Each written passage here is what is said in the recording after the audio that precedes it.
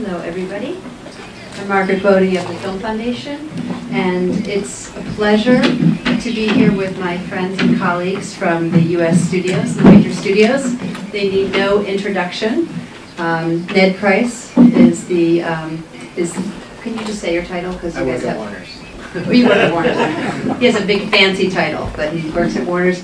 And for many, they all have worked for many 20-plus years in their positions and have created these extraordinary programs of preservation at the studios. Grover Chris at Sony. Sony Pictures Entertainment, sometimes called Sony Columbia over here. And Schawn Belston. I'm from Fox. So I know we're all eager to hear the kind of a substantial discussion. And I'm going to ask some questions, and then there'll be time for questions from the audience. So most of my questions, anyone can chime in, everyone can chime in. They all are kind of like related to the real similarity of the work that you do. Just as a kind of a starting point, you all started so long ago. I won't harp on that.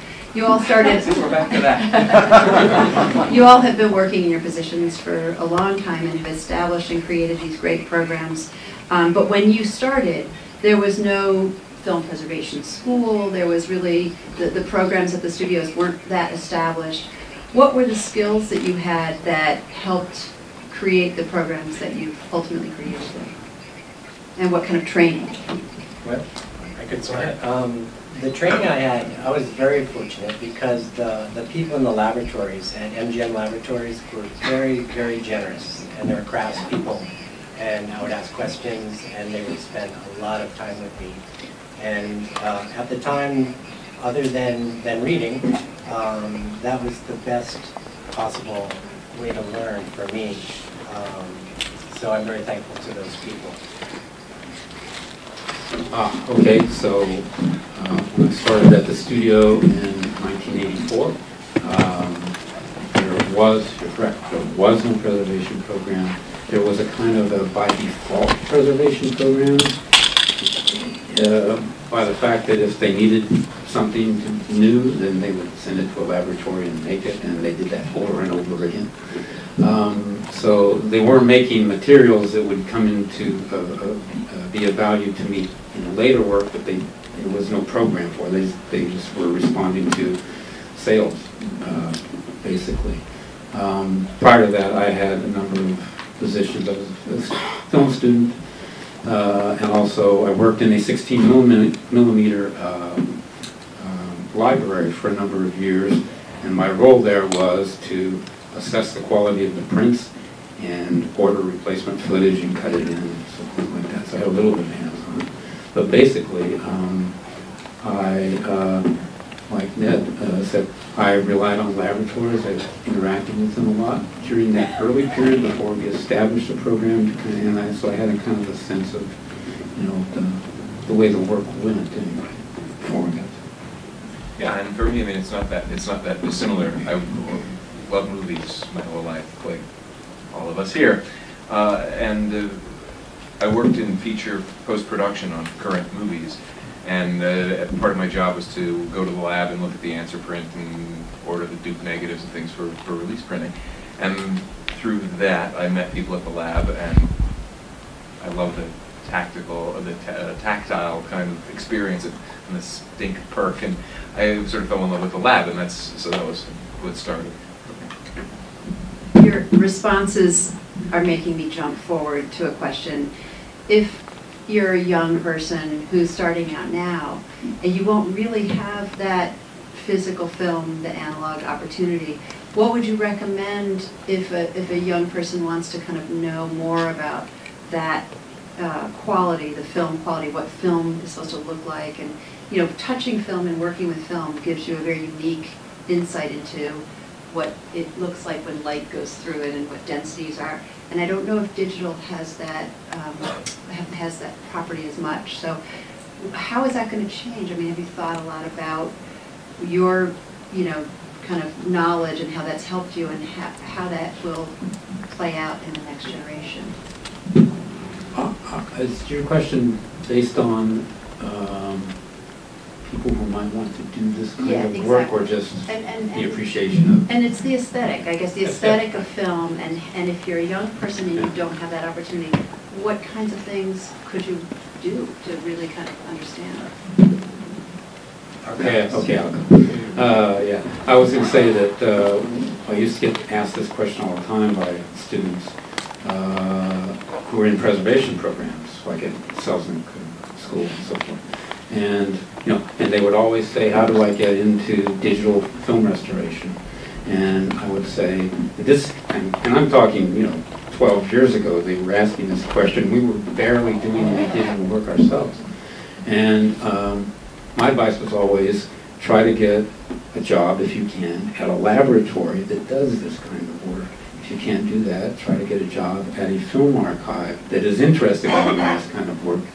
And but that's not so easy to say anymore, because labs have gone out of business, and a lot of the those technicians who are the people that I learned from more than anyone else were the technicians at the laboratories. They're not around so much. Other than that, because now digital processes are so prevalent, and young people all over the world are actually doing this work, the first thing I would say is don't rely on your experience of watching films on your damned iPhone. Try to see it if you can in a real film situation, and on print if you can, because I think that's very valuable. And also to work physically with the film too. Yeah, that's the thing, I think, is the experience is seeing a lot of films on film, so you sort of start to understand the language of cinema, but also the sort of the artistic, the aesthetic of film, which you can't experience any other way than in a room like this one. I think it comes down to archives. I mean, archives still have film programs in New York, George Eastman House, and I know that that's not every city and every town, but even festivals like this, very importantly, give people the opportunity to see both film and digital, to ask questions. People are present, take advantage, ask around. There is an interesting, if I were to offer advice, there's a huge issue still with the archives, which is doing physical inventory of materials. They get deposits of materials.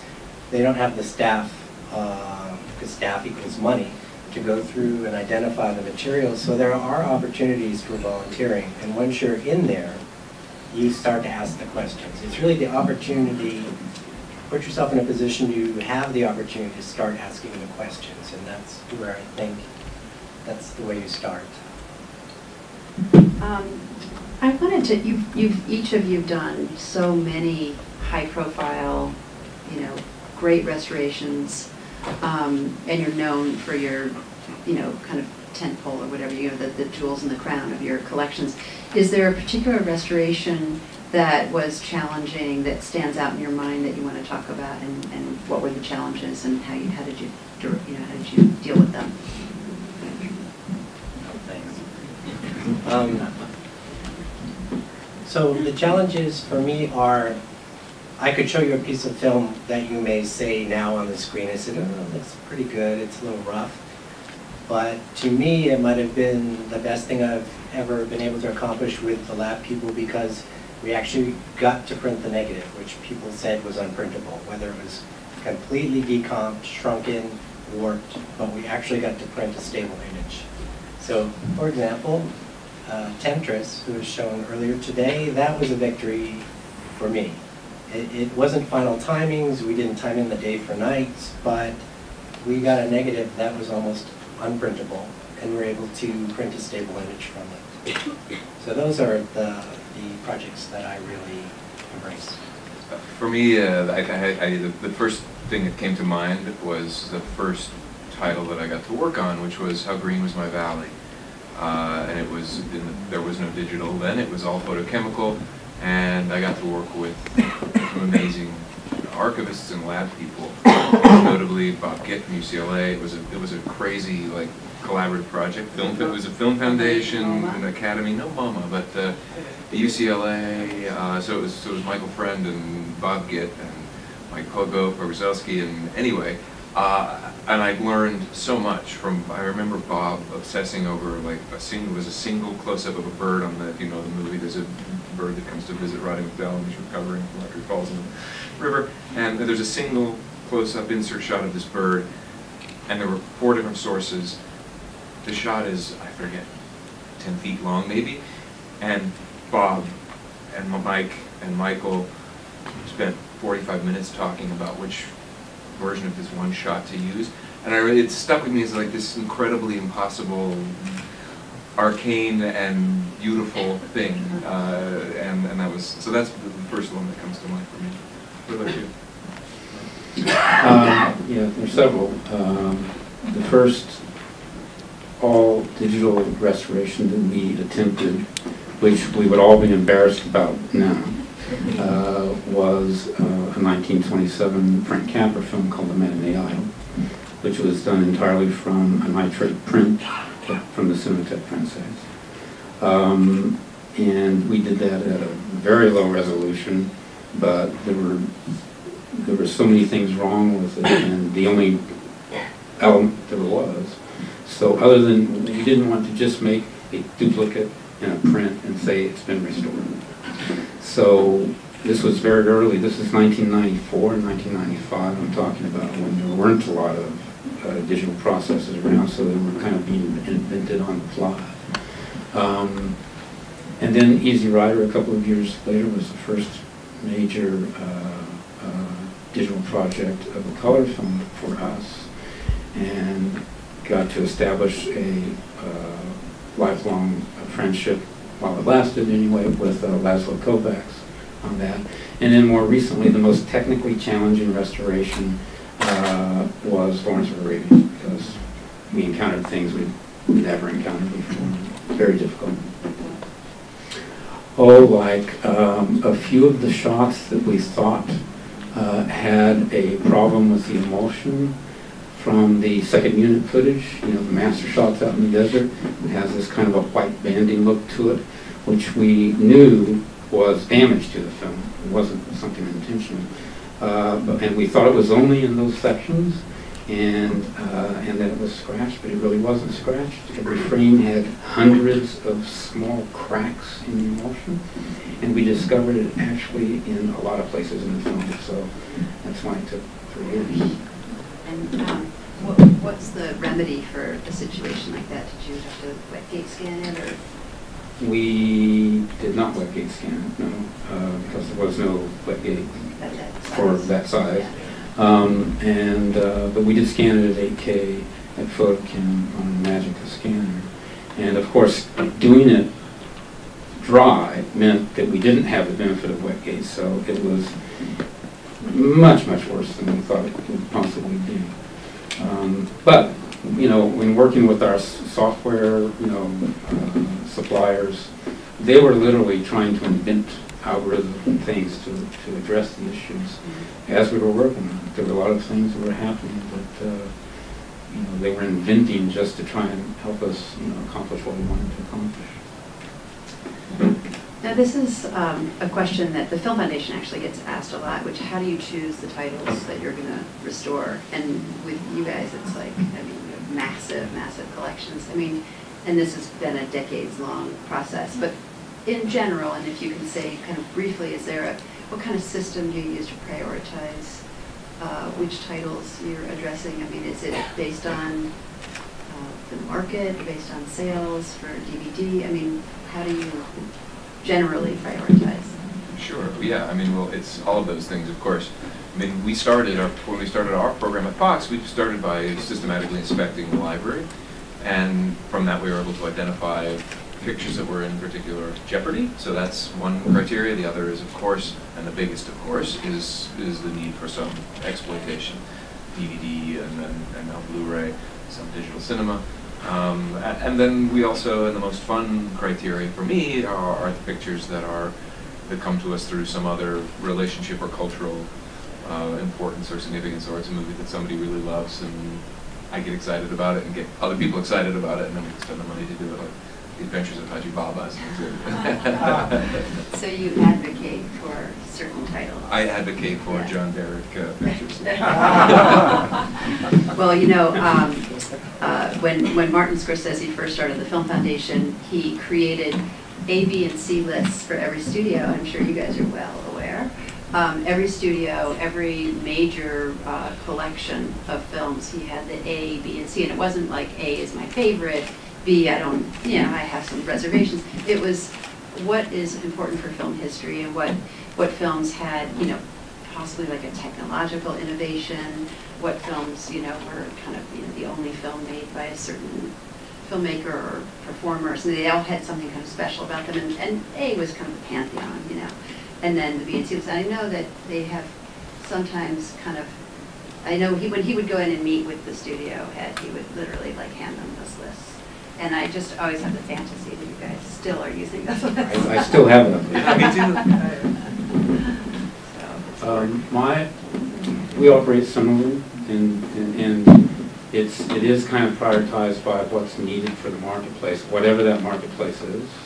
It could be DVD or Blu-ray. It could be, you know, television sales for something that we don't have, and we like to leverage those kinds of situations to do the work that we all really like to do. A good example would be the film that we're premiering Friday night on the Piazza, which is the Ettore Scola film. That's a film that my studio owns worldwide rights to. We don't own the film, but we have all the rights. And the way that came about is there was a television sale in France for a high-definition version. Well, we didn't have a high-definition. We didn't even have a video version at all. In fact, the only usable thing that we had was a 35mm original release print. This film is over 40 years old. Now, the negative does exist, but we couldn't get access to it. And we tried worldwide to get access to it. So what you will see Friday night is an all-digital restoration with both image and sound, all from this one print. Now, we met, but, you know, I think I was pretty happy with the way it turned out, but the impetus was that a television network in France needed a high-def transfer. And when you say you use that opportunity to kind of leverage other, so do you have like kind of a list that you kind of will go to of your own that to Sure. knowing what's in the Sure, collection? and actually this would have been on that list, but we all have those personal favorites, I suppose, that we like to work on, but it is prioritized somewhat by the quality, and all three of us probably know our library well enough that we don't actually have to even go look at, you know, physically the negative to know what shape it's going to be in, or at least assume what shape it's going to be in. And also working with other people who have projects that they're interested, like the Film Foundation. And I know that I think all of the studios have collections in different archives around the world, in London. Is that still the case, or have you? Primarily for us at the Library of Congress, where they have all of the nitrate materials. And how do those partnerships work? I mean, do you ever have the Library of Congress come to you and say, look, we were going through the vault and we found this film that's really doing badly, and what can we do? Yeah, they're our partners, and we rely on each other, excuse me. And I've got very good working relationships with them, and they'll inform me what they see, because you need as many ears and as many eyes as you possibly can. And so for instance, Turner purchased the RKO catalog, which now Warner's owns as a result of that. So for instance, RKO, very bad situation, but they reclaimed their negatives and had them burned for the silver content because they needed money. RKO had the majority of the elements stored at Library of Congress, but then pulled them back from Library of Congress. So Library of Congress still retained them. They didn't give back everything to RKO, but there's not one published list to tell you exactly what survives and what doesn't. So Nicola, it might be here, and he's in Brussels. And so we have a very close collaboration on the RKO titles because he happens to hold quite a lot of the material, which we don't have. So for instance, Millionaires in Prison. I have no sound. I'm hoping you have sound. I'm not sure, but so we work very closely together. And the same Nicola may contact me saying, you know, we have a reel of I Remember Mama, and it's starting to go decomp. So do you have proper backup on it? And we'll converse back and forth. And the same with different labs in different territories. They have their own collection, their own specialties, and you need as many people as you can possibly have to look after the collection. Yeah, we love the archives. You know, that's clear. I like when things are discovered that were previously thought to be lost. The best example recently for us was the John Ford picture Upstream, which was found in New Zealand, and it became a project with the National Film Preservation Foundation and the New Zealand Film Archive and the Academy, and when it works, all of the archives working together with the studios, it seems like we're all doing kind of the right thing. Going back to digital, I wonder if we can talk about digital formats, which is obviously changing all the time. Do you think that at some point there'll be a standard digital format? I know we have, you know, obviously 2K, 4K, 8K. You have different parameters for different projects, and obviously Lawrence of Arabia has a certain kind of workflow that you would employ. Do you see that maybe kind of stabilizing at a certain point and having like a standard standard digital format for scanning and for preservation, or is that going to constantly shift? I think it will constantly shift. I know that for instance, there's a project called ACES with the Academy, and we're trying to establish one color language. It's not finished yet, per se, is it? Yeah, it's a work in progress. It's a large thing to undertake, but the discussions are happening. Can you describe what do you mean a language for color?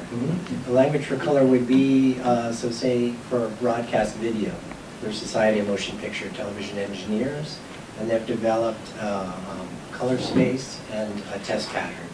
So luminance should be X, and color space for red should be this, and color space green. So it's like an established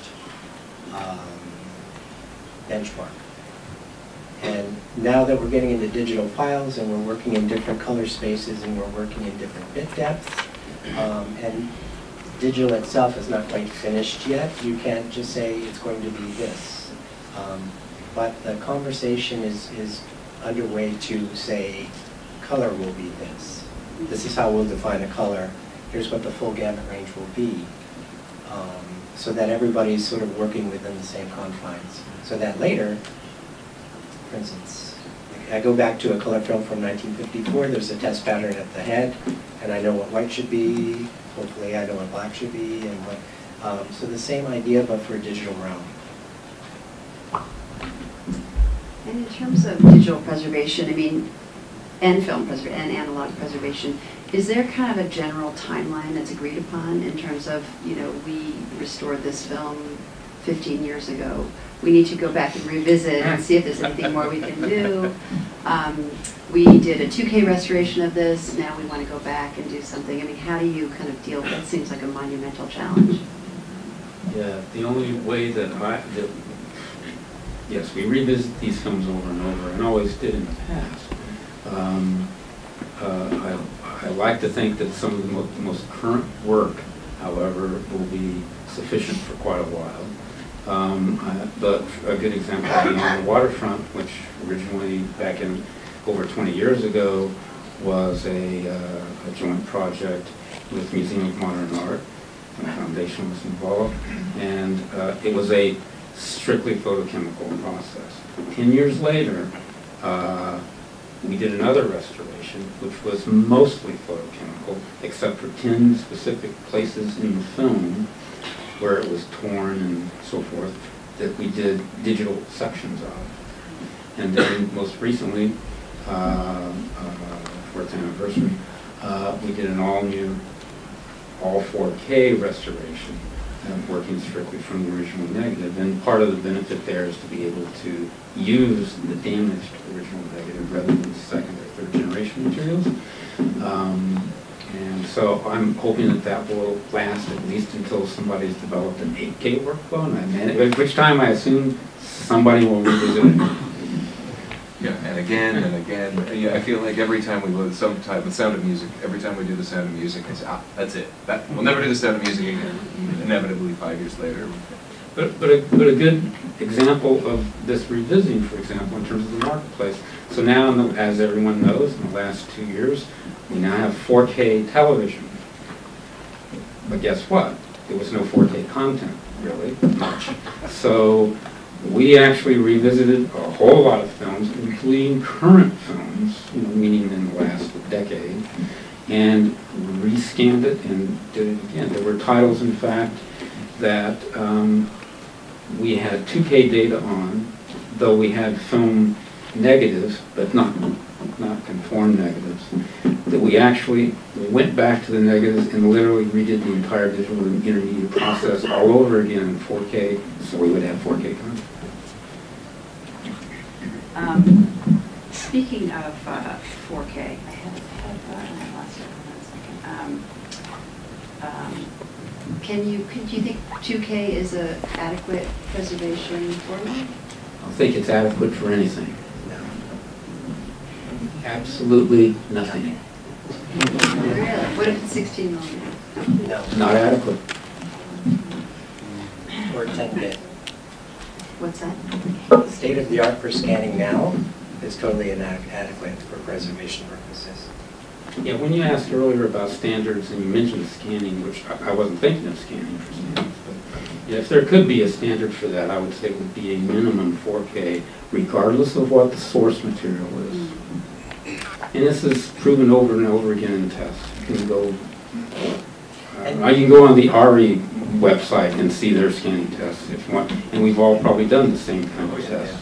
Yeah. And interesting, and I'm sorry to interrupt, but so I have to answer back to corporate, and they said, well, on the screen you can't see much difference. And I said, exactly, that's the problem. Our monitors, devices are woefully inadequate to tell that what we're actually keeping as preservation elements represent the original camera negative, whichever format it's in. And they're not adequate at all. So what will happen if you scan something 2K and you kind of project forward 10 years later? You're not going to have the data. No, you might have the data, Yeah. but you will not have data that represents the content of the material you scan, because it's not adequate to capture it. Right. Or be in a form that would be adequate for preservation or presentation purposes and distribution in that time. So do you have projects that you had done 2K and that you will have to go back? Oh, yeah. We will We have done that. Sorry, it's a hot issue. So typically, I will do preservation first, and then I'll make my distribution restoration version. So I will still, it's questionable, but I'll still do a fine grain if there's no camera original, and then I will work from fine grain to make a restoration for our sales purpose. So, I mean, everything is kind of driven by sales. I mean, obviously these are, No. but I mean in a general sense. So in other words, you have these waves of like preservation that are a result of the DVD market, are a result of 4K televisions. So in a way, you have to kind of be supply and demand oriented. Of course, yeah. So that's why Sound of Music gets Yeah. over and over because it's the most in thing. Absolutely, and I mean in our own library, you'd be surprised, there's a relatively small subset of feature films that represent 100% of the revenue generated every year. I mean, it's the same list, give or take a few titles. It's not even a third of the total of the library. So we do, though, still do work on the 2/3 that doesn't Haji Baba. I'd like to think Haji Baba is probably not in the... anyway, we do, but we still continue to work on the other, whatever films that aren't necessarily revenue generating. I like to think of it actually as one justifying the other. That people going and buying the Blu-ray of The Sound of Music helps justify Haji Baba to keep it very simple. But you wouldn't do so if you were going to preserve that, you'd either try to preserve it analog, or you'd do just a scan and then preserve it. I mean, how do you, like, let's say it's a title, like a deep catalog title that's never going to, have a DVD release. Do you have a system for making those available on some level? Economics. With our film collection at Waters, we have a multi-pronged approach to preserving the library. So one is based upon the corporation, and the money is given by the corporation. And then the other is given by the sales division. And as Grover had mentioned before, you leverage the commercial money to complete work on the other part of the library. So if somebody's asking me for money on, say, if somebody's asking me for a video master on America, for instance, and I find that there's a substantial amount of work that needs to be done in the original camera negative, then I'll leverage that money from the commercial area and potentially contact the Film Foundation and say, hey, look, it's a very long film. There's actually some damage to it. We need to make a new track.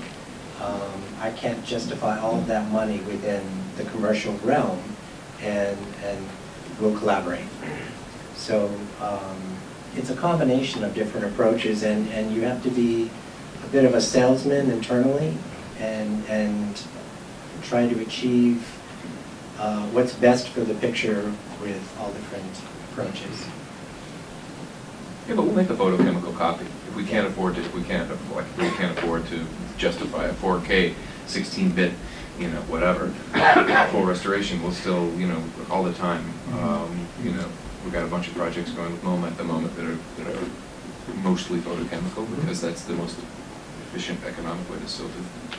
We still do photochemical work too, from a preservation perspective, especially for our older nitrate titles and things like shorts in the library and so forth, but not for restoration. I do no photochemical work and call it restoration anymore. It's all digital. Yeah. Because you have so much more control, and have more control, and the digital tools allow us to fix things that we can't fix. And you have color In a traditional environment. I'm personally fortunate to have a facility at our studio that was built with the idea of a complete 4K workflow, both for new titles as well as library and restoration titles. And was fortunate to have people behind that at the time, or actually no longer at the studio, who kind of got this and saw the importance of it. So yeah, in that regard, unfortunately. I have many, many more questions, but I wanted to see if there's questions from the audience, because I know you didn't have a chance at the earlier session.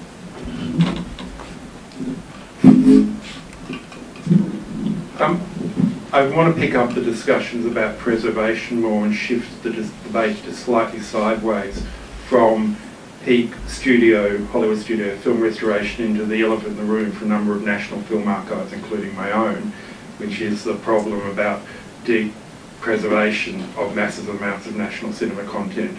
My own archive is recently turning itself inside out, getting rid of staff, shutting down programs because of the digital issue. Nicola's paper, we all know, talking about the need for European film preservation, $1 billion for 1 million hours. BFI is talking about 29 million pounds to do 10,000 items. These are familiar stories across Europe and Asia. What lessons have you learned in doing film restoration at the studios that may be able to be lessons that can be taken to the huge problem about how to do meat and potatoes, hours of digitisation for preservation, by such as standards such as highly efficient workflows that can be just to get through this problem, also to help us explain the problem to the public, incomprehensible public that can't believe it costs that much, governments who don't believe it costs that much. Even in our case, our local SMTP is still telling people you don't need anything more than 2K. Yeah, I mean, I think that these particular situations, they don't have to actually, their message is internal and it's a commercial based, but I think that the question of how you deal with such a large amount of material might be Well, I think Obviously, you need to pick your battles. I know it's an enormous task that you're undertaking, and I've been on panels where people say, we're going to digitize our entire archive. And you just say, wake up. What you digitize now may not be useful. If you look at material digitized 10 years ago, it's not optimum. And how much is it really of value at this point in time? So the best thing, I think, is to come together under FIAF and try to work it out. Rely on I don't want this to come across the wrong way, but as the studios adopt the digital stream, and we have to get a lot of material through it as well, then there'll be more standardization. It'll become cheaper. It's not cheap, I know, but and also call in the studios if you have material that could be repatriated and it doesn't have to be your responsibility. Do so. Contact the studios and say, hey, this is yours. Our archive's been repatriated too, because the Americans in the 1970s, yeah, the whole edition of it. Yeah, it's a huge problem. I understand your situation where you have people from above saying, okay, we have to digitize everything. There are two parts to this. One is that if you don't digitize anything, you won't have anything to show at your archive, which is a massive problem. And the type of material that you have, which is unique, is not something that can be commercially made available by the studios per se. Yeah, it's huge. I think you have a bigger problem, which we all have actually, which is that everything that's digitally born, we don't have we make separation masters on digital movies, which is expensive, and we have the luxury of being able to do that. There are digital purists that would argue that that's not actually the optimal thing, because there's some things happening as you're recording things into film. Aside from a massive program of migrating tapes, whether robotically or not, what's the sustainable future for all of that? I'm more worried personally about how do we perpetuate the movies that are being made today the same way that who's the next Cinémathèque Française? There's a kid somewhere collecting hard drives of DCPs in his mother's bathroom. What will happen to them? I'm only half joking. The DCP preservation itself is a big problem. We're reluctant to give us KDMs. Well, and I think that leads me to one of the questions I had, which is with current productions, how do you determine, I mean, you preserve the film that was released. What do you do with dailies? I mean, what do you do? How do you select what's the standard of what you keep? Is it dependent on the project? It's a huge problem. Huge problem. So, in the post-production era of the studios, which I think ended probably in 85 or 92, a film wasn't finished until everything went through the editorial group, was packed away appropriately. So you've got documentation on everything.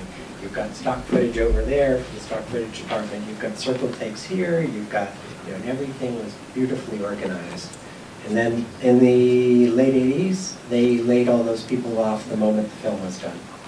So then they would palletize material, film, physical material, and they would send the pallets into storage. But it was so much material, no one could touch it, because you needed a small army to unpack it, weed it out, and actually use alternate endings, and things like that. Then we got into the digital age, and say, for instance, on The Fugitive with Harrison Ford, there was another reel to the film at the very beginning, which gave the whole context to the story behind it. Well, that lives on a floppy disk, and there's no way to retrieve the material. So you say, well, where's the paper printout? And there isn't any in the box.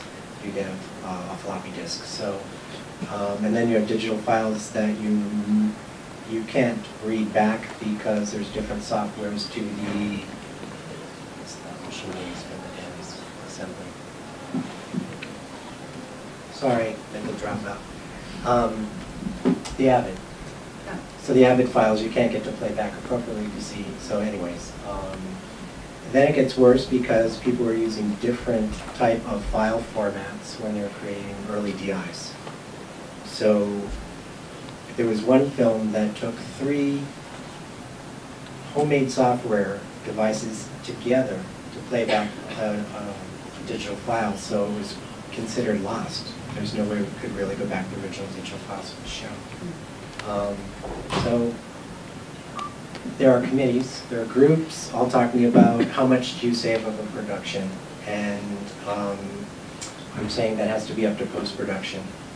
And they're not, in the studio realm, taking that up in and of themselves. They expect that it's going to flow afterwards from the people in the archive groups, and it's not something we can really accommodate. 15 years ago, that question would not have been asked. Yeah. And it wouldn't have been asked in its parallel sense, meaning, because we were talking about dailies, which I'm frankly not interested in. We were talking about the trims and outs. Yeah. It used to be called trims and outs. We all have, I literally have hundreds of thousands of cartons of trims and outs, positive film, it's mostly positive film, but also the negative film, sitting in vaults that no one has ever asked about. And I find it interesting in that now things are being produced digitally. There's this huge concern about all of the footage that was shot that was never used. Whereas nobody cared before, other than when DVD came around, we had to research, go through those trims and outs to find deleted scenes and stuff like that. Nowadays, digitally, those deleted scenes are basically planned in advance. So I haven't been asked to research something like that for a long time. I have two examples, though. I mean, because these just stand out in my mind. The Last Waltz, which had enormous, performances that were never used in the film. Mm-hmm. Studio destroyed in 1990. I have played Misty for Me, where What studio was that? Yeah, what studio? no one here. That's why they're not here. No. Was Play Misty for Me Warner Brothers? Universal. Universal, okay, good. Yeah. So Play Misty for Me, where Clint shot the Monterey Jazz Festival in anticipation of a future documentary he might want to make, and no longer exists. So I know it may be rare. Those are examples, though, of where someone basically just threw something away. And and I'm not talking about that. In the current environment of digital capture, we don't throw anything away, just like we haven't thrown anything away for 50 years on all the productions. Prior to that, however, they did, and they just threw it away. And this is long before the concept of home video, for example, came about. And but I must say, none of us are responsible for the sins of our forefathers. And although frankly we do get blamed for it all the time, I know you get blamed and you get blamed, but this our main mission is to preserve the final creative output of the filmmaker, whatever that is, and that could be multiple versions, by the way, especially today. And we're not so overly concerned about the takes that weren't used, just as we weren't when it was filmed. Now we keep it. So it's kind of a passive preservation, it's not an active preservation program, whereas the final creative output actually is very much an active preservation program. Well, I think the filmmakers and the producers have to take, a more proactive role and say, look, there's this other material that's really, of note, and I want to make sure that that's flagged or and something. we've been asking for years, Yeah. we've been asking the filmmakers about that. Is there anything particularly in this that you want? And to this date, we've got no answer. Because the answer is usually, well, no, I've done everything. I've done my theatrical version, I've done my unrated DVD version, I've done the Chinese version, I've done, whatever version it is. Nowadays, it's pretty much captured. So do we want to, we have time for one more question.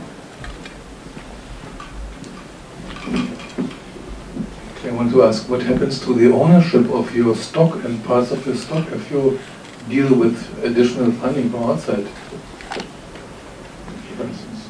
I'm sorry, I'm not sure I understand. What happens to the ownership of your stock if you find money for restoration from outside of your company? Ownership of the stock? Of the stock, yeah. The film stock? Yeah, the film stock.